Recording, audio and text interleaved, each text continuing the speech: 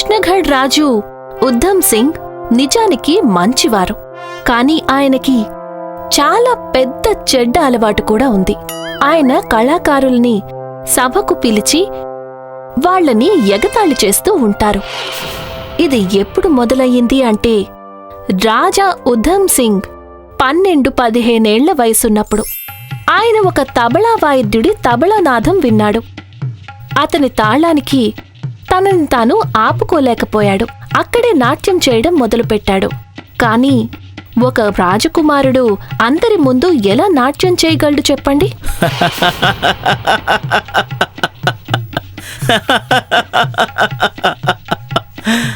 సభలో ఉన్న వాళ్లందరూ హేళన చేశారు. ఈ కారణం చేత ఇప్పుడతను కళాకారులందర్నీ నిందిస్తూ అవమానిస్తూ వచ్చాడు. ఒకరోజు రాజా ఉద్ధమ్ సింగ్ సభకి ఒక మురళి వాయిద్యుడు వచ్చాడు. అతడు చాలా మధురమైన తాళంతో వాయించాడు. ఉద్ధమ్ సింగ్ కుక్క ఇది విని అరవటం మొదలుపెట్టింది.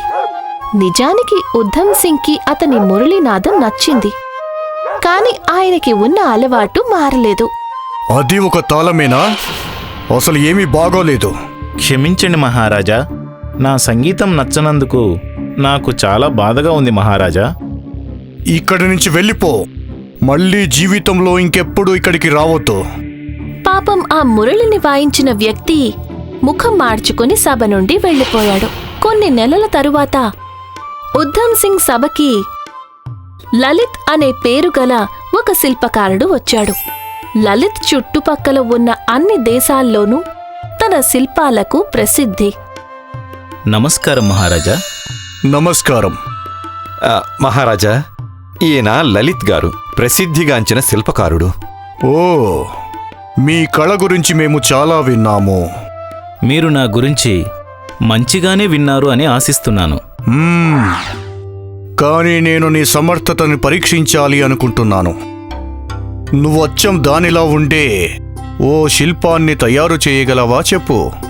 తప్పకుండా ప్రభు, నాకు నెల రోజుల సమయం ఇవ్వండి. నేను మీలానే ఉండే శిల్పాన్ని తయారు చేస్తాను. అలాగే, మేము నిన్ను నెల రోజుల తర్వాత కలుస్తాము. లలిత్ తన పనిని మొదలు పెట్టేశాడు. అతను అచ్చం రాజుగారులాగానే ఉండే శిల్పాన్ని తయారు చేశాడు. శిల్పం ఇంచుమించు సమాప్తమైనప్పటికీ, అయ్యా, శిల్పమైతే చాలా బాగుంది. కానీ ఏంటి రామ్దాస్? అంటే ఈ రాజు ఉద్ధమ్ సింగ్ కొంచెం విచిత్రమైన మనిషి అని విన్నాను. అతనికి కళాకారుల్ని అవమానించే అలవాటుందట. ఈ రోజు వరకు నన్ను ఎవరూ అవమానించలేదు, కాబట్టి ఈయన కూడా చేయరు. నాకు పూర్తి నమ్మకం ఉంది. ఆయనకి నా పని ఖచ్చితంగా నచ్చుతుంది. నెల రోజులు గడిచిపోయాయి. లలిత్ శిల్పం తీసుకుని రాజా ఉద్ధమ్ సింగ్ సభకు వెళ్లాడు.